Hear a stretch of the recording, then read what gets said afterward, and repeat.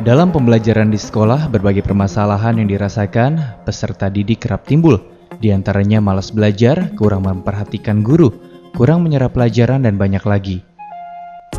Dalam masalah dari peserta didik ini memicu juga permasalahan bagi guru di sekolah. Oleh karena itu, perlu penanganan yang baik dan benar agar dapat teratasi sehingga tercipta proses belajar mengajar yang baik dan benar. Hypno-teaching persuasion merupakan salah satu cara untuk memberikan pengarahan kepada guru bagaimana menghadapi siswa yang bermasalah. Hypno-teaching adalah sebuah metode pembelajaran yang menyajikan materi pelajaran dengan menggunakan bahasa-bahasa bawah sadar karena alam bawah sadar lebih besar dominasinya terhadap cara kerja otak. Kelebihan dari pembelajaran hypno-teaching adalah proses belajar mengajak yang lebih dinamis dan ada interaksi yang baik antara pendidik dan peserta didik. Peserta didik dapat berkembang sesuai dengan bakat dan minatnya. Proses pemberian keterampilan banyak diberikan di sini.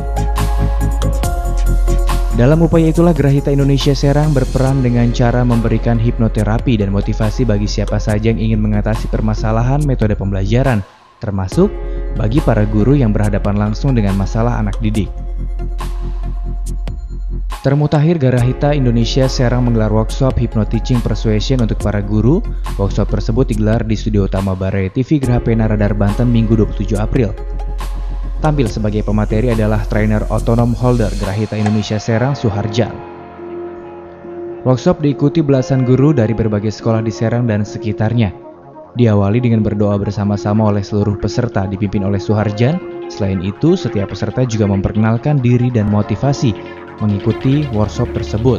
Bersama-sama menghaturkan puji dan syukur kehadiran-Mu atas karunia dan nikmat-Mu yang Engkau limpahkan kepada kami semua. Ya Allah, kami semua yang berada di ruangan ini memohon kepada bimbingan dan petunjuk-Mu sehingga kami semua bisa belajar menjadi pribadi yang selalu lebih baik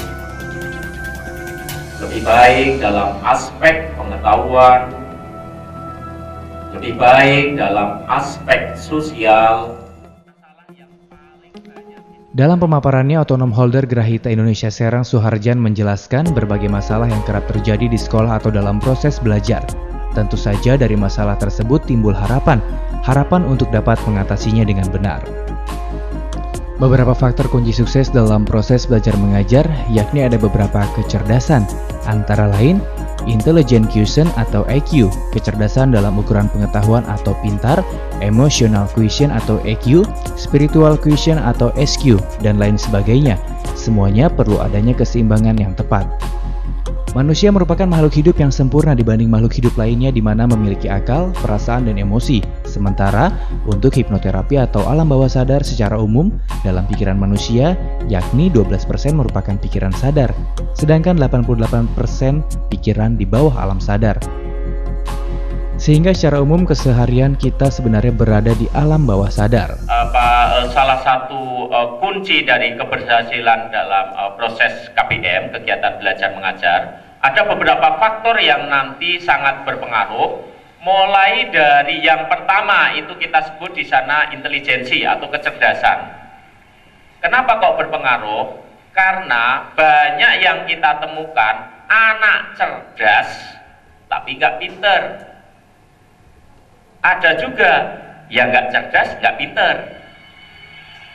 Kalau ketahuan nggak cerdas, nggak pinter, mungkin orang maklum. Nah, tapi yang sering menjadi masalah justru banyak anak cerdas tapi nggak pinter.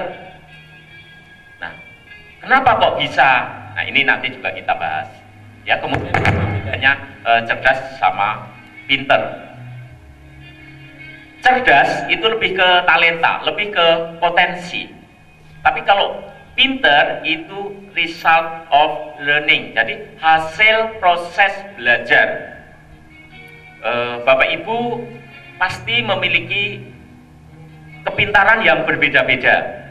Yang pinter di bidang IT belum tentu pinter di bidang teknik yang lain. Dia pinter di bidang teknik tapi belum tentu di bidang agro. Dia pinter di agro, belum tentu pinter di bidang finance. Jadi pinter itu ukurannya knowledge atau ilmu pengetahuan. Nah, kecerdasan tadi modal untuk pinter. Oke, yang berikutnya, tidak cukup hanya modal cerdas secara intelijensi, tetapi juga dibutuhkan kecerdasan secara emosional, atau orang umum lebih menyebut dengan istilah EQ. Perbedaan antara otak kiri dan kanan itu beragam. Otak kiri merupakan cara kerja alam sadar dipengaruhi kecerdasan pengetahuan, logika, dan lainnya. Sedangkan otak kanan merupakan alam bawah sadar, imajinasi, kreativitas, dan lain sebagainya.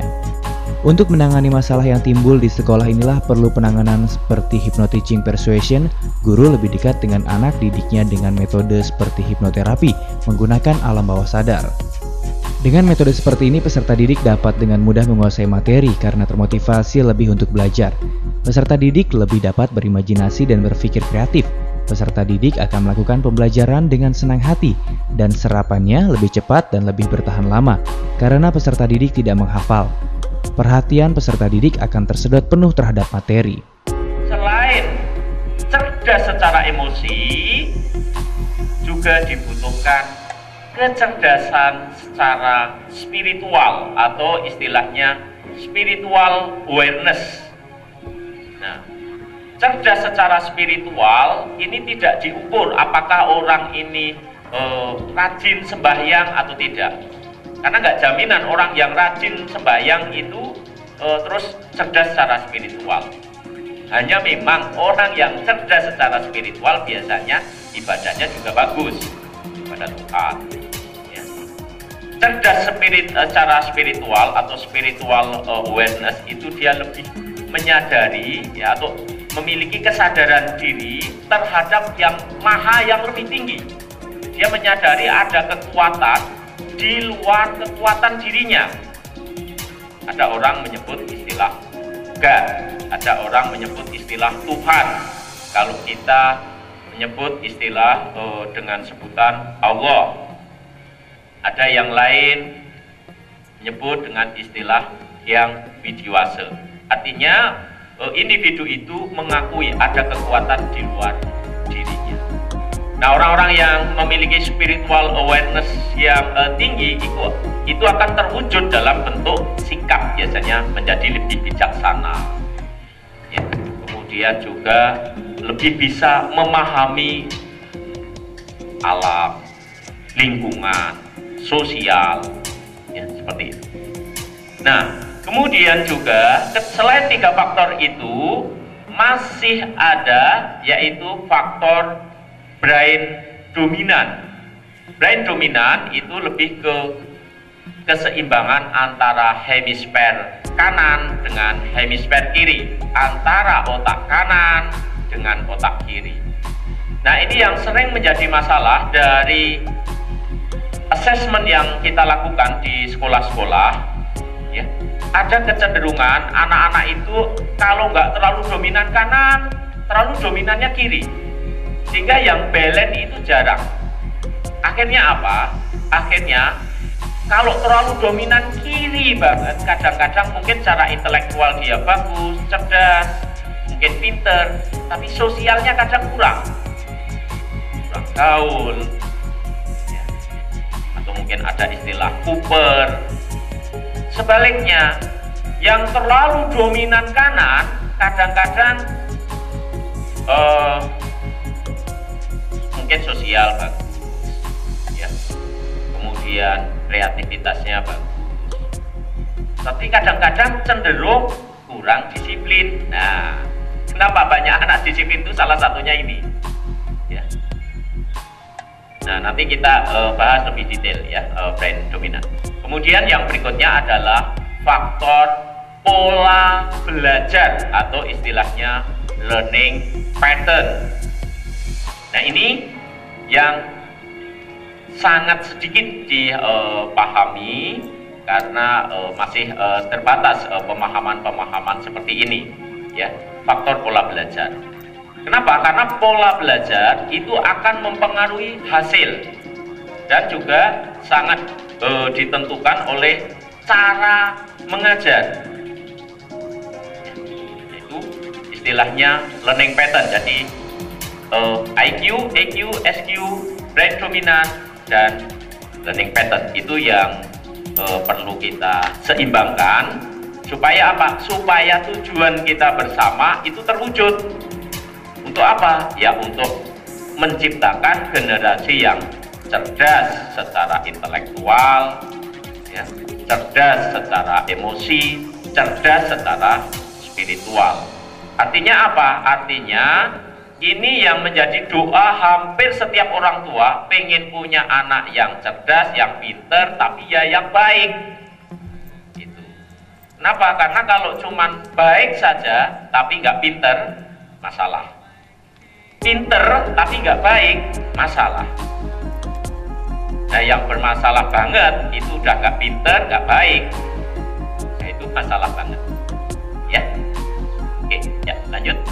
Supaya saya mempunyai kemampuan ya untuk bisa membimbing anak-anak saya, terutama peserta didik di SMA Negeri 4 Kota Serang gitu, dengan metode hipnoterapi.